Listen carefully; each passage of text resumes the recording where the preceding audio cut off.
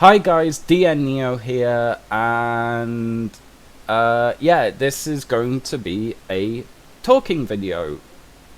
Don't quite know what to call this, or if it'll be a series, but my mental health has got so bad that the stress of recording, editing, gameplay, keeping up with all that, trying to think about new games I'm going to do, it's not plausible.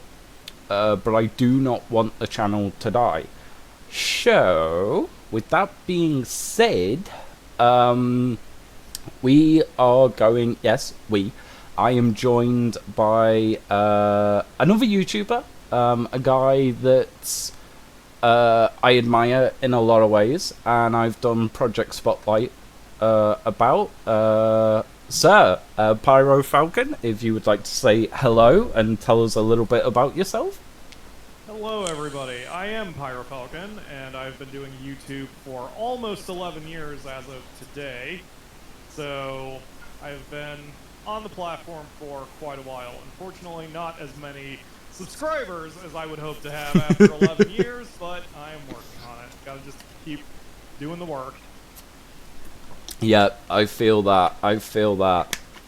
I'll put all the links and stuff in the description down below so you can go visit Pyro, go see what he's all about. If you'd like to tell the lovely ladies and gents just what you're doing at the moment on your channel, just so then they kind of know what they're walking into. Absolutely, I am a Let's Player. My main staple series are Monster Rancher and Evil Genius, the franchises, not just a specific game.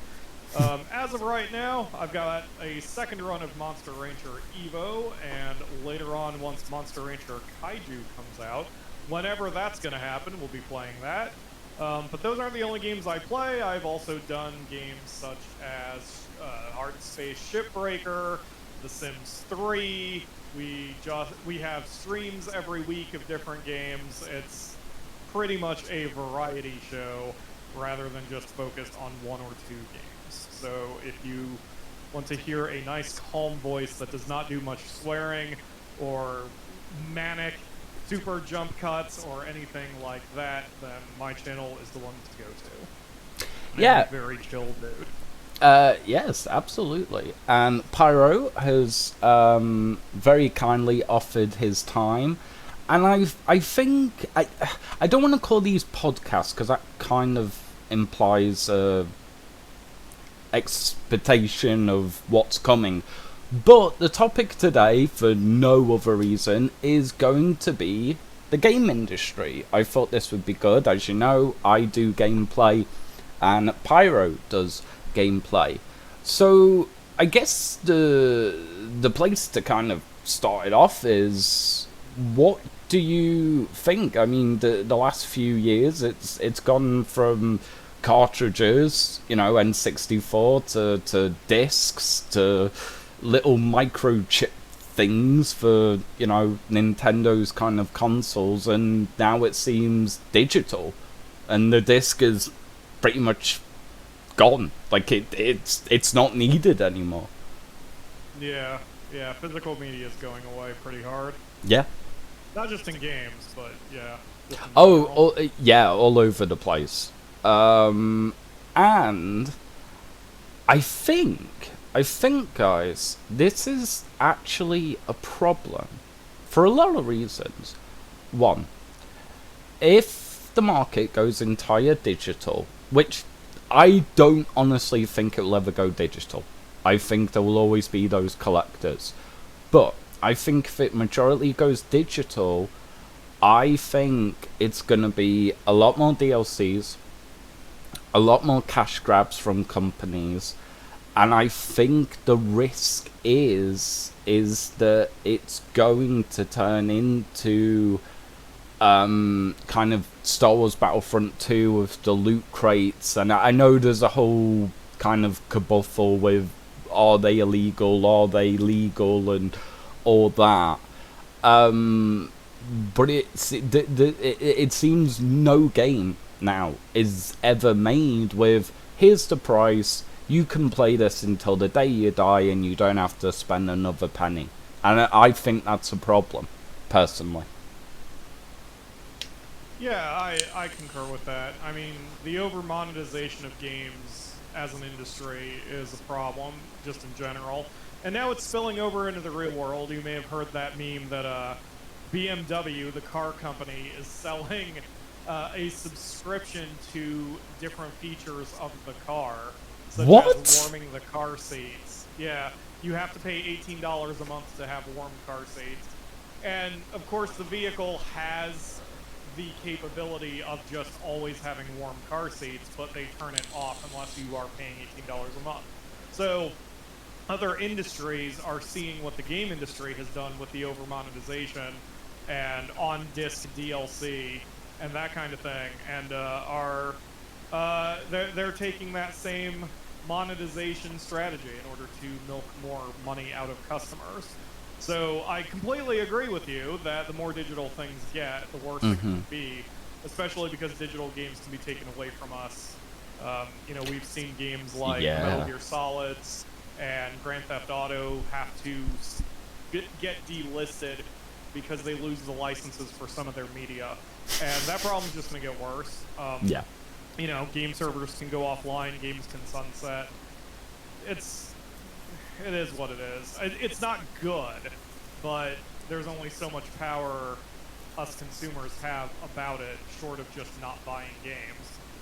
Which probably would solve a few things, to be honest. Well, here's the thing. I don't necessarily think all games that are doing loot boxes or DLCs or add-ons are bad games, because a lot of people mistake that opinion for, oh, well, that means you don't like it, and that means that's at least not what I'm saying. I think that's what Pyro's saying, as well as two people who obviously love gaming. But my biggest problem with this is the fact that it seems that, and Pyro, maybe you'll have a different opinion of this. You've probably played much older games than me. But it seems that the art of publishing a game, putting it out, and day one it's working. I don't know if you know what I mean. It seems like companies are relying too much on, oh, well, we can patch that. You know, when a game's having to do day one patches, that confuses me. I don't understand it. There are the extreme examples too of games like Tony Hawk. What was it, on the PlayStation 3 or 4? That the disc was basically the shell of the game, and on day one there was a patch that was like 3 or 4 times the size of what was on the disc. They basically just sold the shell and then had you download the rest of it when you play, which is bad enough, but the fact that, you know, those servers can sunset, and say someone who buys the game secondhand or doesn't have internet access or whatever won't even have that much of it. And that is the problem, but it is just the direction the industry is going, or has gone at this point. Do you think that's the future then? That even if you are a collector, right? Let's say you want the case, maybe you get added things if you get the collector's edition, etc., etc. Do you think discs, even if they don't go obsolete, they're just going to be and this kind of makes me sad to say, but a placeholder, that actually all we're going to be getting is an empty disc, by what you're saying of the Tony Hawk one? I hadn't actually heard that. I don't think it'll go that extreme. Okay. I don't think... I'm always cautious about using words like all or nothing.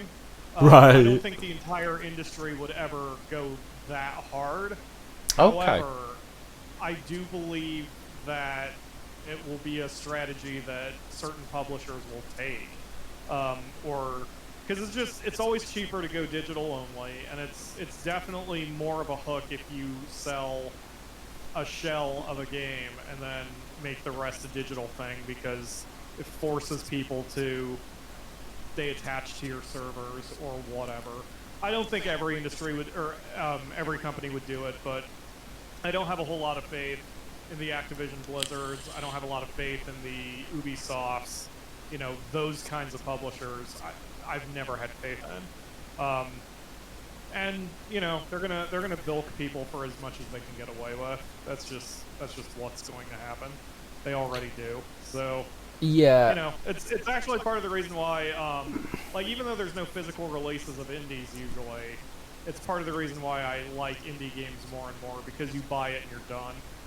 Yes. The game I'm kind of hooked on right now is Tunic, which just came out a few months ago. Pretty much a throwback to the classic Zeldas. It is a better Zelda game than some of the Zelda games I've played. Oh, and wow. It's, yeah.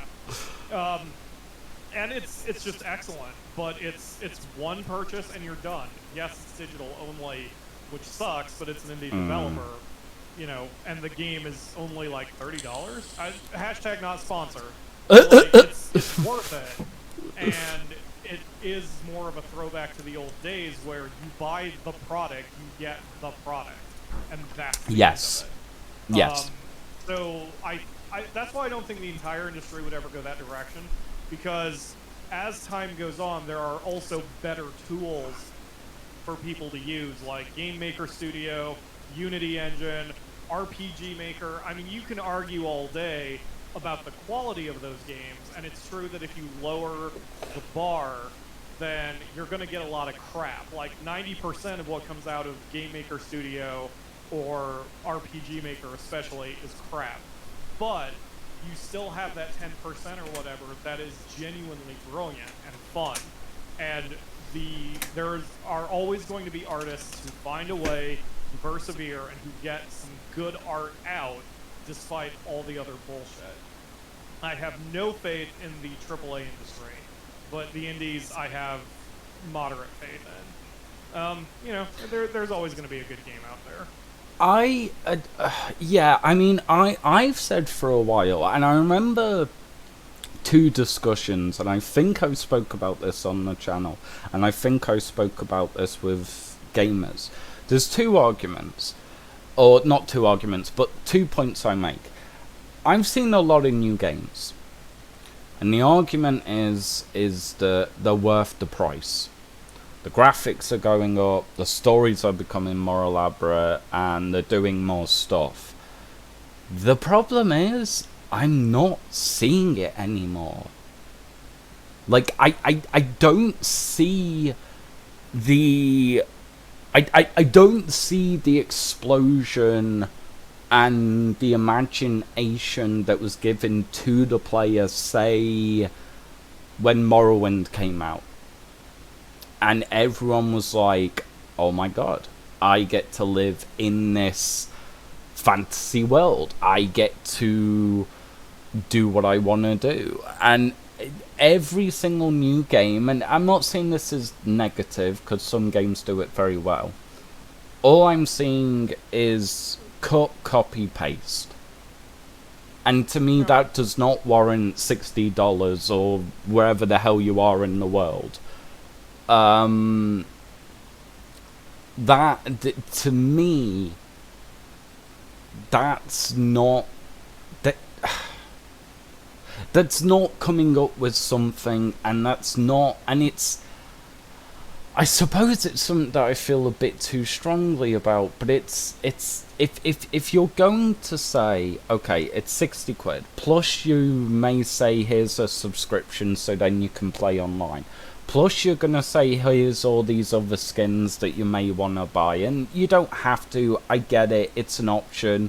Don't at me. But it is an option, and they wouldn't put it in there if they didn't want you to buy them. So I'm sorry, but I don't buy that argument. But I'm not seeing anything new. And it's scaring me. Yeah, part of that, with respect, could be age or just experience. I mean, it's... Fair enough. I would say you can make the same argument with any kind of media. Of course, yes.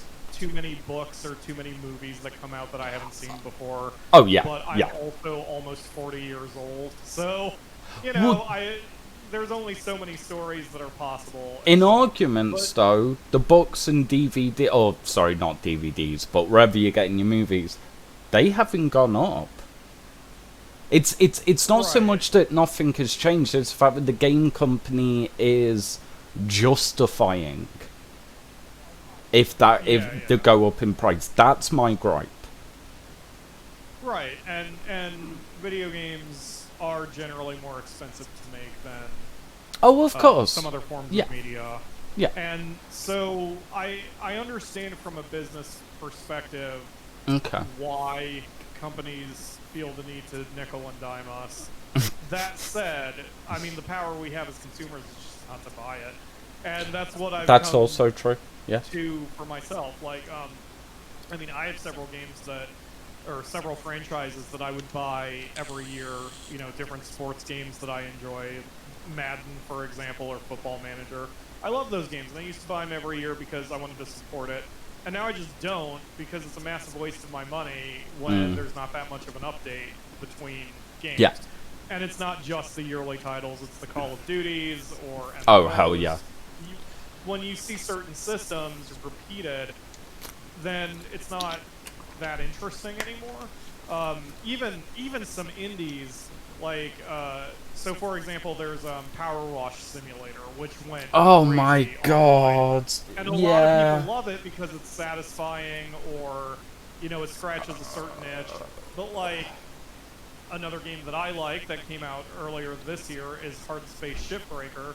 And for me, both of those games, Power Wash Simulator and Hard Space Shipbreaker, scratch the same itch. So I only need one. So there's no reason to put money down on two. Yeah. And that's just how I defend against it. Like, every game has an audience. You know, there's going to be an audience no matter what. But as a consumer, I don't need to buy everything. So that's how, you know, that's how I can defend myself. I always keep some money aside just in case there is a new game with a new experience or a new spin on that experience. But, you know, I don't see it very often, so I don't spend money very often.